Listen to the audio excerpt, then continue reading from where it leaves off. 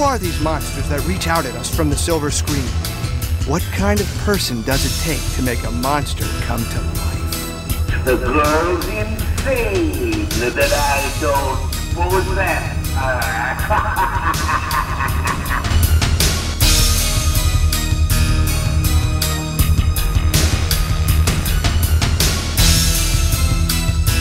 It's a day that you're sanctioned to scare people, and that's something that you know, now as a professional you try to do 365 days a year, so every day is Halloween for a horror film director. On Halloween, back when we used to film Bewitched, every year I would go trick-or-treating with Elizabeth Montgomery and her kids, Billy and Robert and Rebecca, and we'd all go trick-or-treating together through my neighborhood, and it was a lot of fun.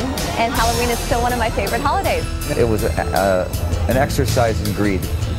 You know, nobody cared really what you wore or anything like that. It was how many bags of candy could you actually get. And I remember literally 3 or 4 shopping bags full of candy.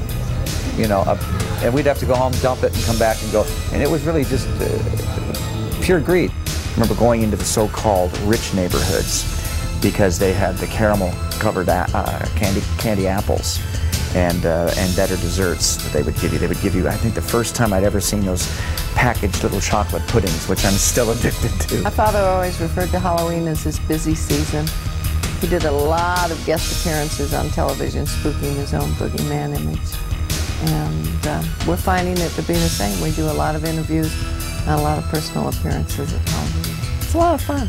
A few years I've celebrated Halloween by forgetting to buy candy and turning out my life. It would be very strange for me if I opened my door one Halloween night and found Pinhead on the doorstep demanding a trick-or-treat.